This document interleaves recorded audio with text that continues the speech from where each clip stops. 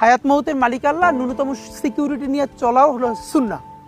কিন্তু আমাদের লড়াইটা হলো, আমার মা স্বাভাবিকভাবেই কান্নাকাটি করেন, আমার পরিবার সবাই। তো আমি আমার মাকে বলেছি যে দেখো, মানে আমরা যে লড়াই নেমেছি, আমার একটা মনে হয় কি, কোনো রাজনীতিবিদের না বাসায় মৃত্যুটা হইতে পারে না, এটা কোনো ভালো মৃত্যু না।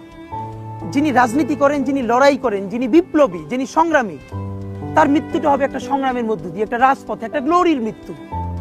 আমি তো ভীষণভাবে প্রত্যাশা করি, আমি ছোটবেলা থেকে এই স্বপ্নটা দেখি, অনেক জায়গায় বলেছি, যে একটা তুমুল মিছিল হচ্ছে অন্যায়ের বিরুদ্ধে, সেই মিছিলের সামনে আমি আছি, কোনো একটা বুলেট এসে আমার বুকটা হয়তো বিদ্ধ করে দিয়েছে, এবং সেই মিছিলে আমি হাসতে হাসতে আমি শহীদ হয়ে গেছি।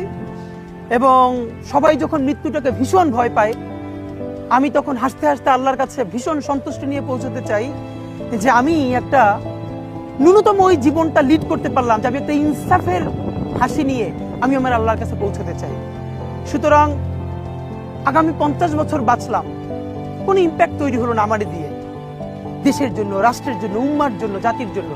কিন্তু আমি ধরেন 5 বছর বাঁচলাম, সেটার মধ্য দিয়ে যদি আগামী 50 বছরের ইম্প্যাক্ট তৈরি হয়, তাহলে অনেকদিন বেঁচে থাকায় কি সাফল্যের বলেন? শহীদ প্রেসিডেন্ট জিয়াউর রহমান কয়টা দিন বেঁচেছেন, কিন্তু ভাবেন আজকে পর্যন্ত উনি আমার অনুপ্রেরণা। হাঁটতে হাঁটতে আমার পা ফুলে যায়। আমি, আমার টিম সেদিনকে ব্যাগের মধ্যে জুতো নিয়ে তারপরে একটা শপিং মলে ঘুরছিলাম, মানে পা ফুলে গেছে, পা জুতোয় ঢুকাতে পারছিলাম না।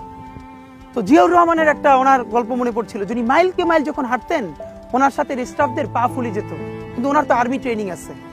তখন তাকে বলতো, স্যার আপনার তো আর্মি ট্রেনিং, আমরা তো আর পারি না।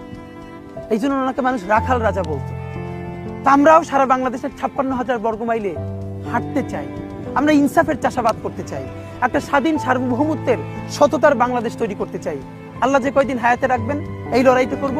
যেদিন নিয়ে যাবেন, আমি স্বপ্ন দেখে যেতে চাই, আমি আমাদের এমন টিম, আমি আমার সন্তানকে রেখে যেতে চাই, আমার মৃত্যুর পরে যেন এই লড়াই বন্ধ না হয়, এই লড়াই যেন বাংলাদেশে কিয়ামত পর্যন্ত জারি।